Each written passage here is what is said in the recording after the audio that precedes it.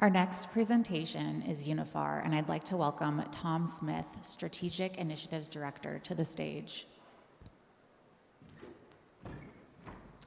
Thank you, and moving gears hopefully into more the later end of our goal as the industry, which is access.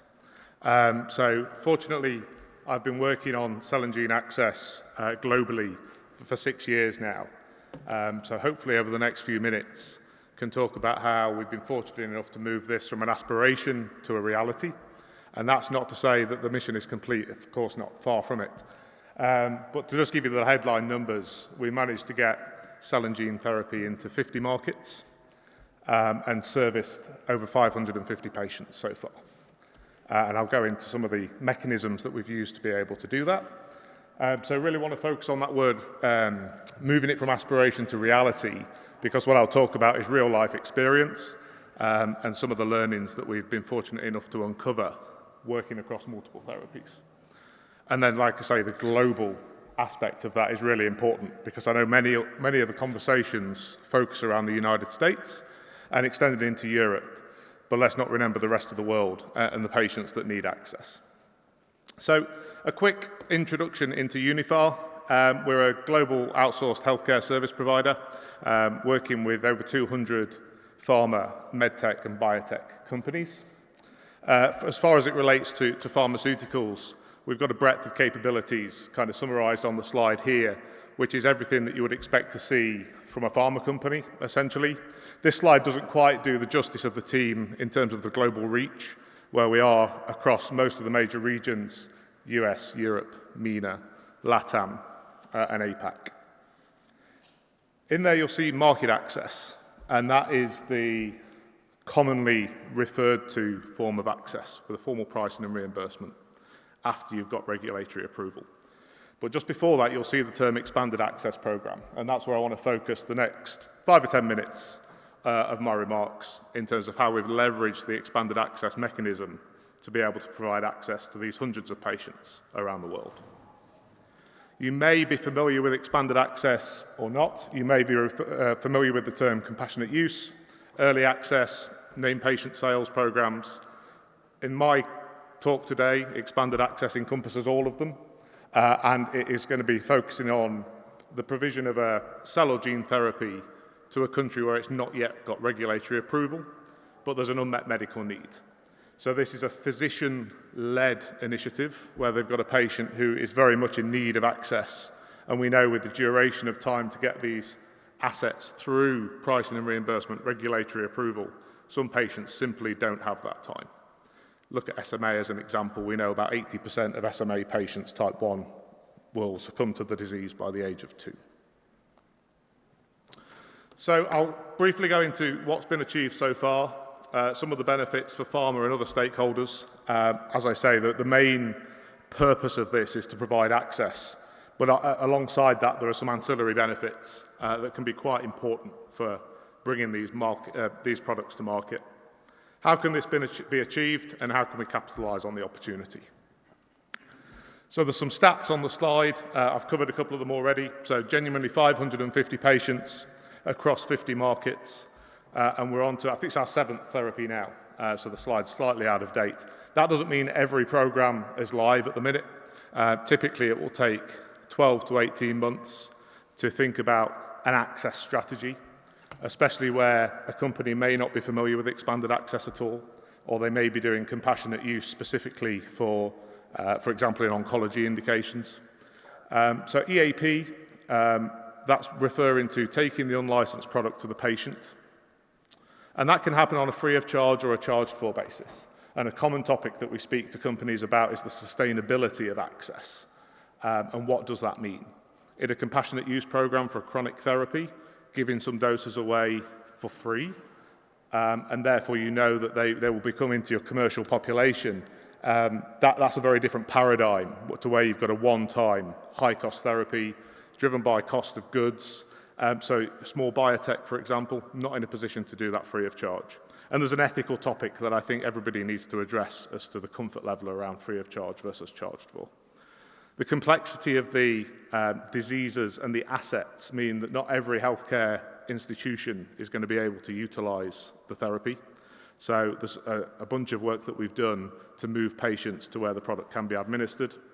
And then the notion of a one-time therapy, once and done, that is poorly understood in some markets. So thinking about the post-treatment requirements, whether that's a follow-up period of steroids, whether that's follow-up appointments to keep track of that patient, just to make sure that that's fully understood and those patients are getting the care that they need, predominantly from a safety perspective, but also from a real-world data standpoint.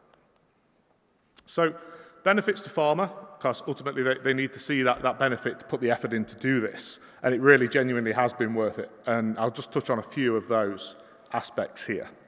So genuinely putting that patient first. There's a patient with an unmet need, and they won't be able to be treated once it comes to market, if it comes to market in their country. So getting the relationship with the patient advocacy groups, patient families and caregivers ahead of time. Building relationships ahead of time as well. So whether that's with healthcare providers, regulators, payers, that sets you up really well for an intended commercial launch in a market. But also in those markets where you may not be able to launch. There's the benefits of having those relationships out there, and the KOL network kind of feeds those discussions. I'll take the next two together in terms of learnt experience and commercial alignment. So we can run these programs ahead of commercialization or in absence of commercialization, and you can learn a lot from running these programs. The advantage of the expanded access program might be a lower volume of patients. So if you need to set up a supply chain into a country, Kazakhstan, for example, maybe you're going down into Latin America, into Ecuador, then that might not be something that's top of your supply chain list. But because it's a one-off, you've got the time to learn that experience. And then when you want to launch into a market, your supply chain set up, your training regime for the site is complete and understood, and the physicians feel comfortable, as well as the multidisciplinary team that are going to handle the product. Real-world data, that comes up quite a lot in the cell and gene therapy area, particularly when you think about clinical populations. They can be quite narrow. So you don't have to stick to a label, because in expanded access there is no label. So if there's a means to provide access to a patient in a population that's outside of your clinical population, and you can collect some data and some insights, that may be clinical data, or it may be what I call lived experience. An example that I like to talk about is for one of the patients in the post-treatment support program that we ran for one of the assets. We were speaking to their father. He was on a motorbike with an 18-month-old baby strapped to his chest, traveling for 2 hours across India to get to the treatment site.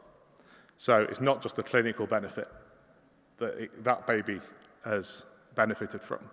That family, if each baby's got 2 parents, 4 grandparents, aunties, uncles, cousins, siblings, that's the number of people that we're impacting here. Other stakeholders that benefit, patients goes without saying, healthcare providers. There's a lot of physicians that want to get their hands on these materials, and their country, their healthcare system and their payers may or may not be able to do this yet, and they may be catching up. So having those relationships and thinking industry-wide as well, not just for a single asset, that there's benefit there. Regulators and payers, they're really taking the initiative and a pragmatic approach, I would say, in terms of engaging with ourselves and our clients when it comes to providing expanded access. A number of the regulations that exist for expanded access, they're complex, they may be outdated, and they constantly change. Some of them are silent or not really suited to gene therapy. So we've worked with some regulators around the world to be able to amend their tendering process, their importation process, to make sure that it's streamlined, ready for gene therapy. So what does it take to do this? I think this is the takeaway slide from the deck. I'll get all the points up on the slide. So each gene therapy, cell therapy, has a unique patient journey, a unique healthcare professional journey. And that needs to be understood before you get going with any of this. And the same applies if you're going to launch an asset, of course. So is the patient going to be treated in their own country? Are they going to be treated abroad? How long are they going to have to stay abroad? And we've heard some of the remarks earlier in the room about the length of time that the autologous therapies take to manufacture. If they have to travel internationally, are they going to stay there for 2 months or are they going to travel back? Centre readiness I've covered in terms of being able to train the sites to be able to utilise these therapies. We're seeing the barrier to entry lower as these therapies become more exposed within the sites, and the commonalities between the therapies and the pharmacies, for example, are getting more comfortable handling the high cost, low temperature goods. Cost considerations: are you going to charge for the product? What about tax? And we've seen examples where there'll be money raised to be able to treat a patient, but then the tax almost comes prohibitory if there's a country that's going to apply 20% general sales tax. So navigating those complications, which links into the supply chain, getting the product around the world. And for example, if you're going into a country with less established infrastructure, how are you going to replenish the dry ice in the shipment? How are you going to have a contingency plan if there's a shipping lane blocked, if there's a flight cancelled, and the complexities that surround all of that.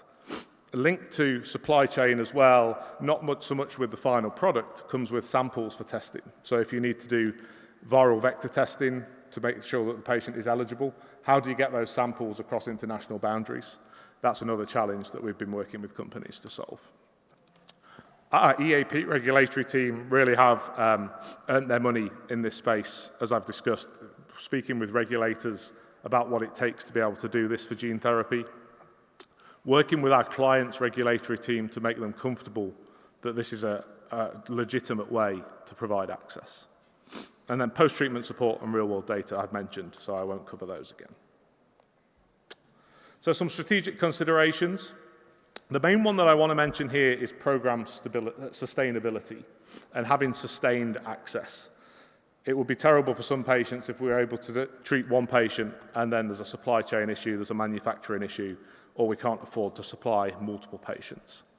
And in the strategic kind of development of an expanded access program strategy, that is centre to everything that we would consider. Charging strategy is one way that we are able to enhance the sustainability, particularly with the high cost of goods. If a company is able to receive the funds, frankly, that makes it easier for them to provide access.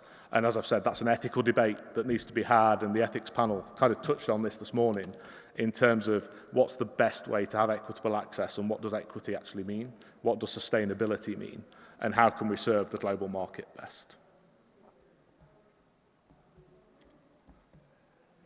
So what steps are we seeing being taken by our clients commonly to realise the opportunity of expanded access and ultimately serve their patients in the best way possible? A company approach can be simple if you're a single asset company because you can focus straight in on that asset-specific strategy. But more and more, and commonly with big pharma, who we work with quite a lot, where they've got diversified pipelines across gene therapy, cell therapy, small molecule, there's multiple ways that they need to work, and it may or may not fit the current machine. So looking at the way that the company is approaching expanded access is important.